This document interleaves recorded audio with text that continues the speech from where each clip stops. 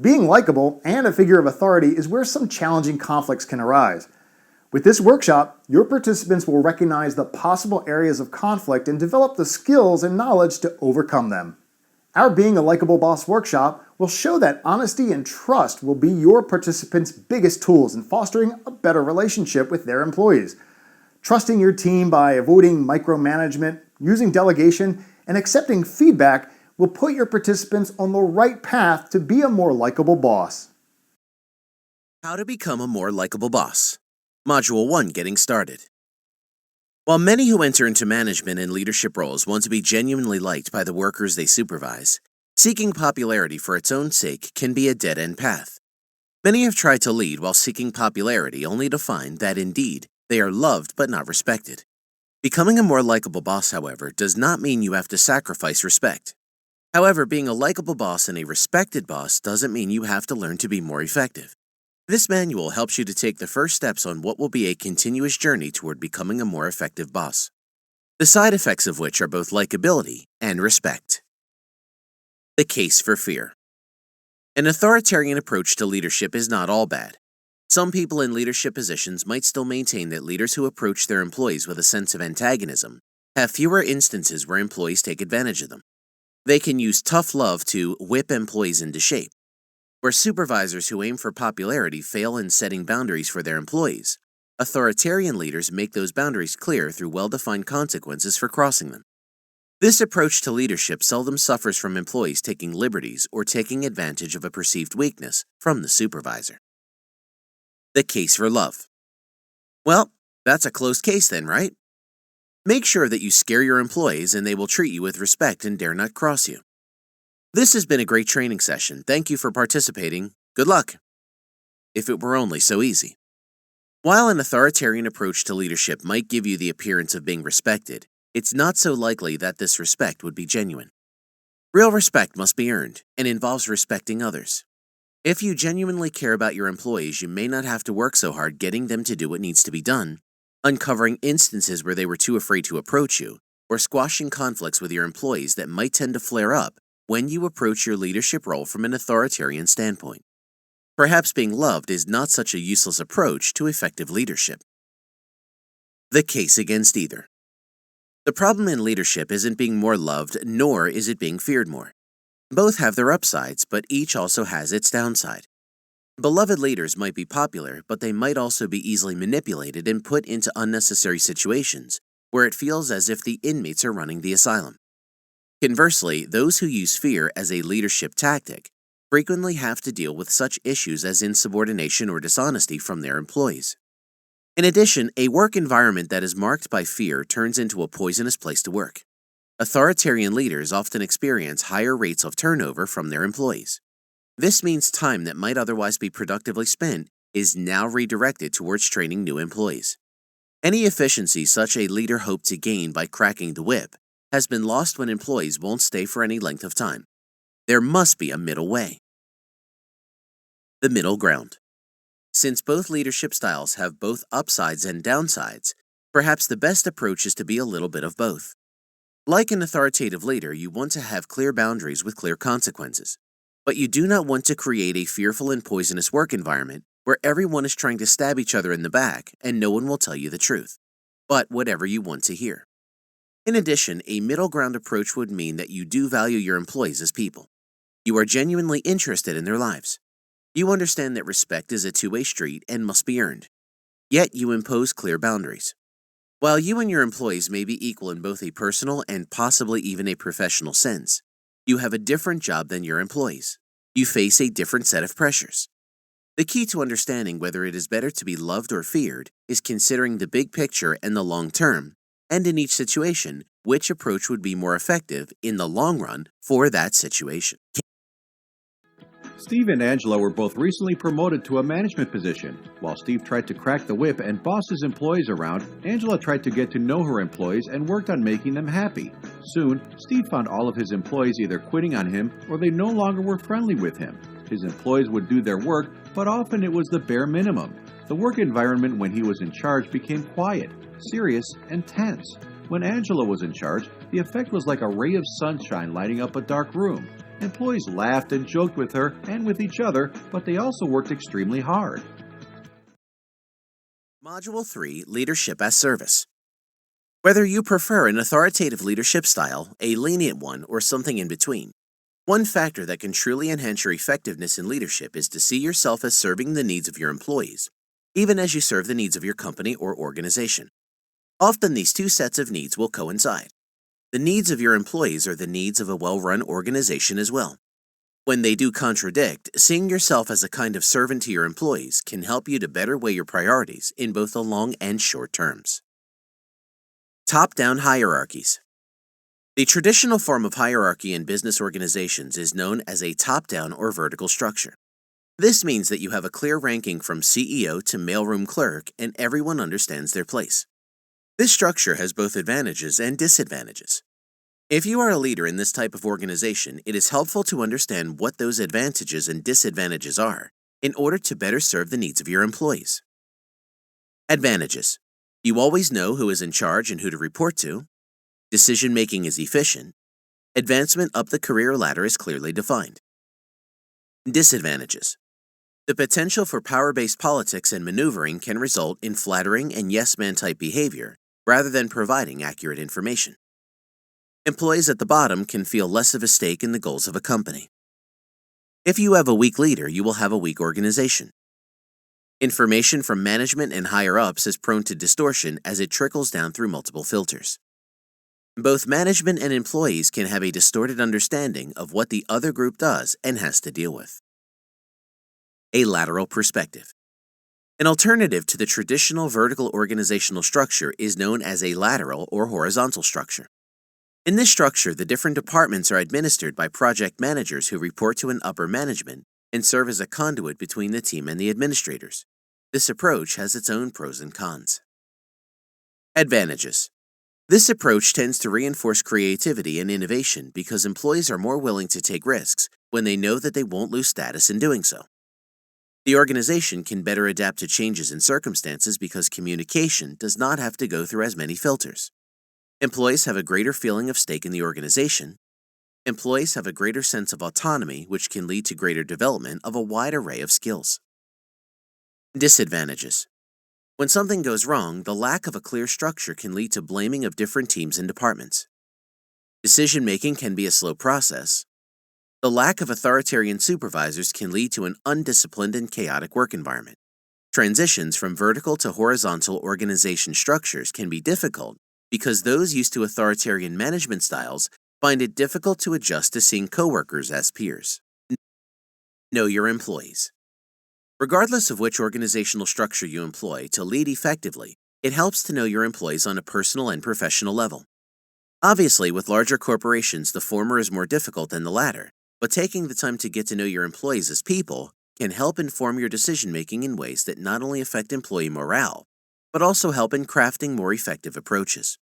If you understand what it is like to work on the front lines, you can better address problems in such a way that does not create additional problems. Keeping abreast of what goes on in your employees' lives can also help you in addressing each person as an individual.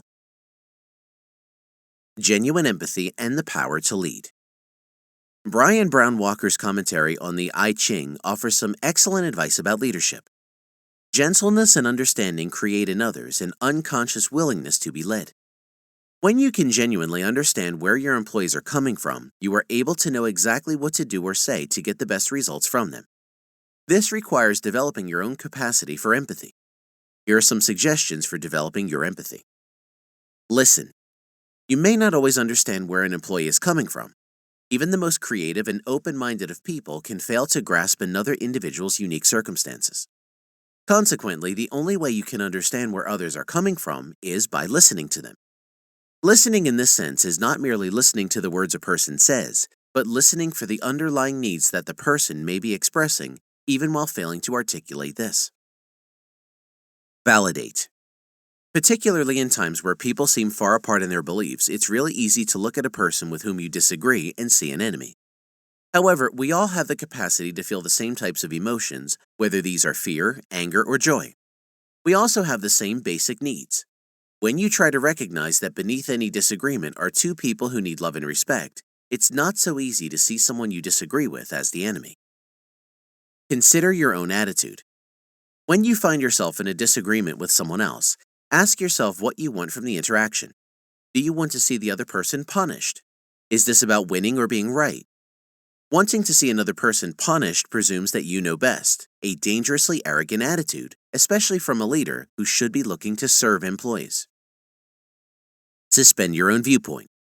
When you are trying to understand another person's feelings, your own point of view isn't a necessary perspective. In fact, it gets in the way of seeing another's point of view. Remember that suspending your views is not the same as dropping them or changing them. Your viewpoint will still be there if you still need it. Alice was running late to work. She was nervous about being late, but she was not afraid because she knew that her boss, Juan, would understand. He was strict about tardiness, but he would listen to your explanation and take that into account. Instead of trying to sneak into work, she went straight to Juan first and let him know why she was late. This was fortunate because Juan had given out specific instructions for how to handle a particular customer service call that was coming in more frequently that day. If Alice had tried to sneak past Juan, she would have taken the first customer service call and handled it incorrectly. Module 4, Leadership by Design. Few people are actually born to leadership. Most people have to learn how to become good leaders. One important aspect of good leadership is knowing what you are trying to lead others to. This involves careful consideration beforehand. Begin with the end in mind. Having a plan means that you know what the end result should look like.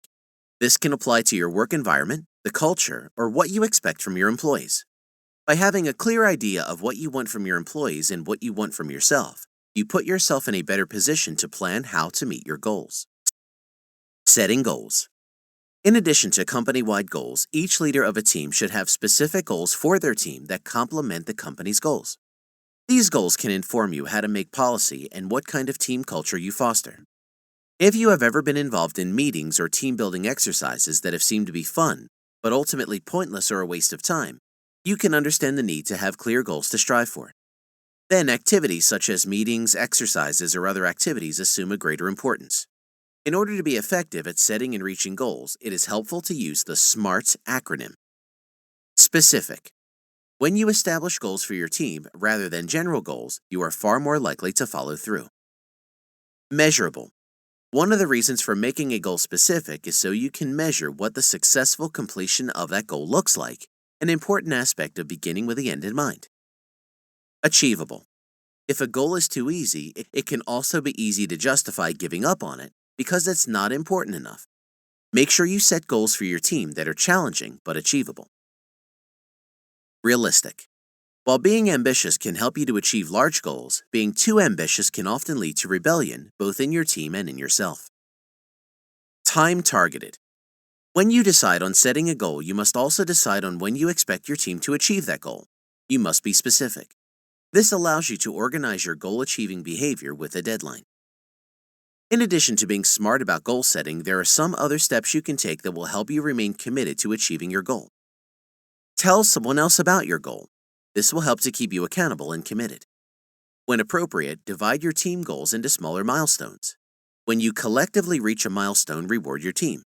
Small rewards can help your team to stay enthusiastic. If your team fails to meet a milestone, don't use this as an occasion to beat them or yourself up, or to give up. Instead, determine where and how you failed and how to avoid doing so in the future. Most importantly, don't give up. Perhaps the single most important step is to choose a goal that is meaningful to you, your team, and to the company. Determining values. Setting goals for yourself, your team, and in some cases your company are important aspects of developing a plan for your leadership.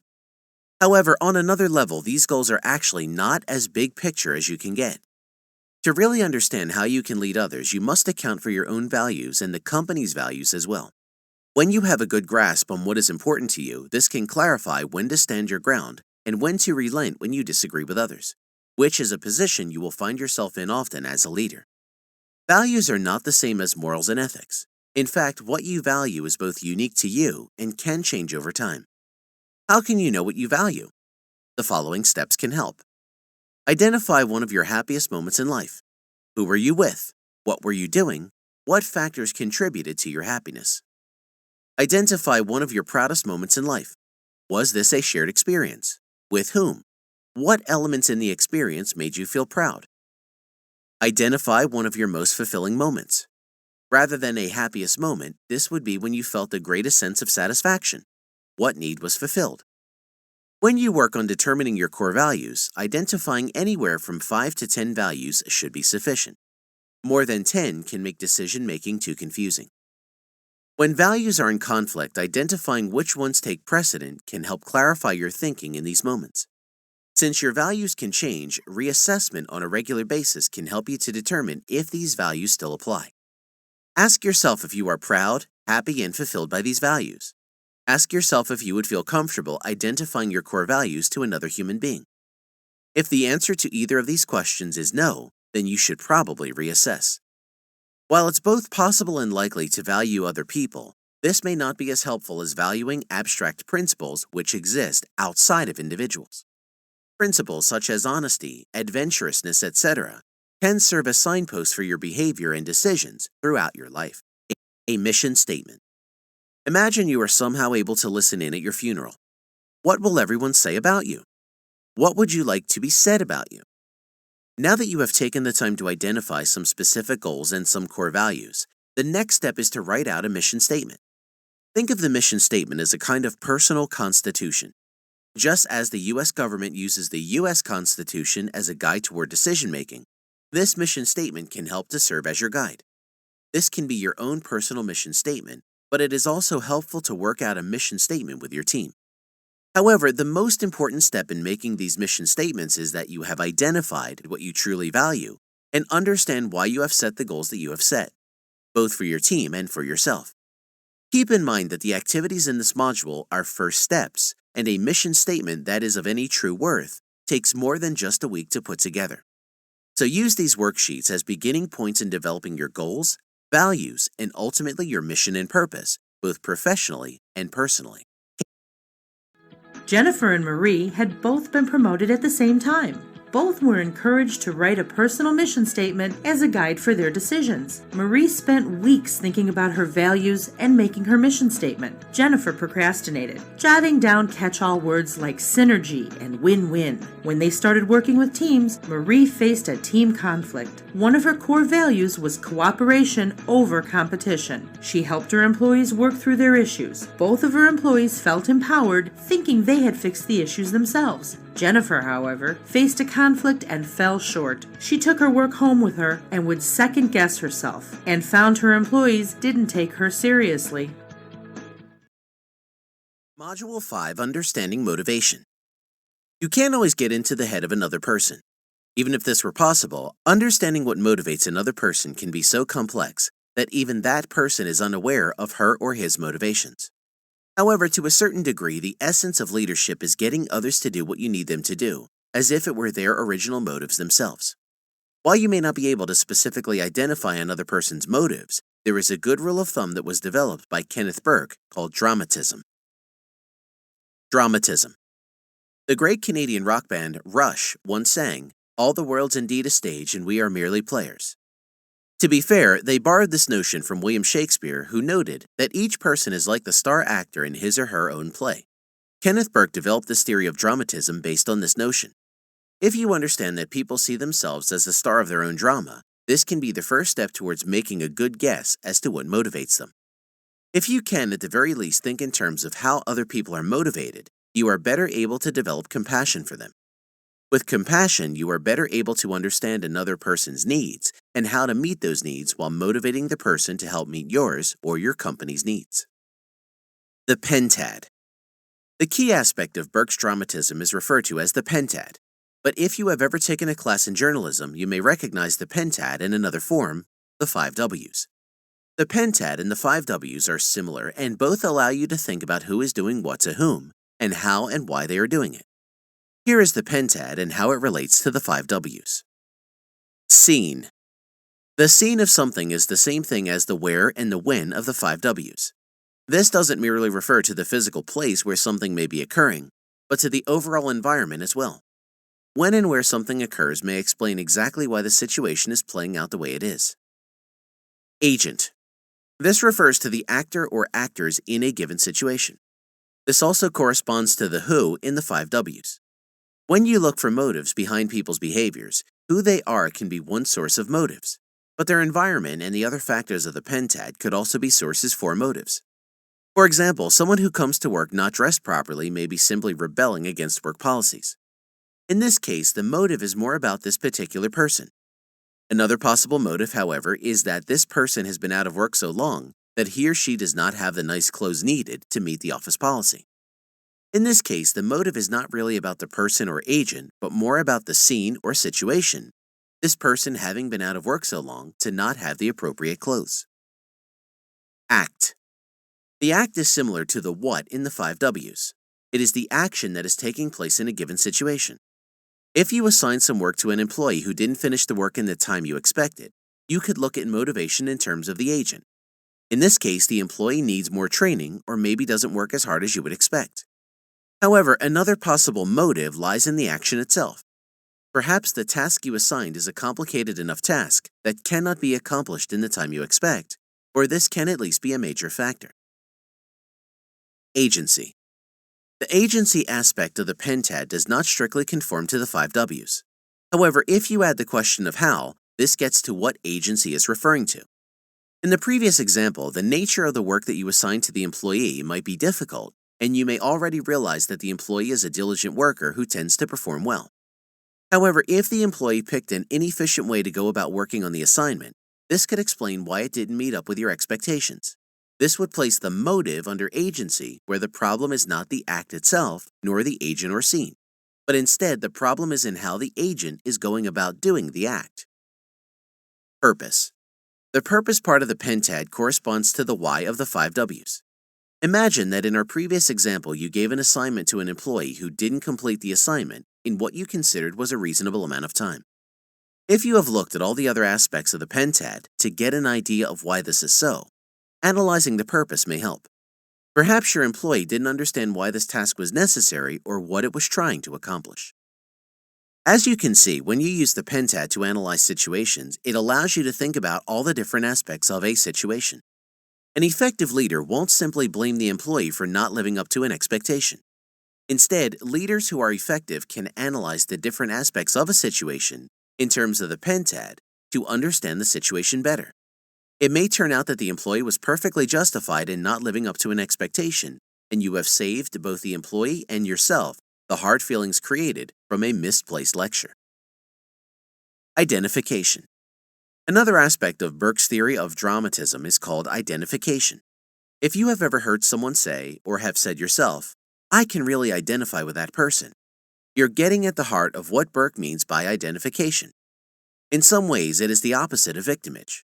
When you identify with someone else, you are able to feel empathy and compassion for them. In identification, something of you rubs off on the other person with whom you identify, and something of that person rubs off on you. In leadership, you can create an unconscious willingness to be led in another person by identifying with that person and trying to meet the other person's needs.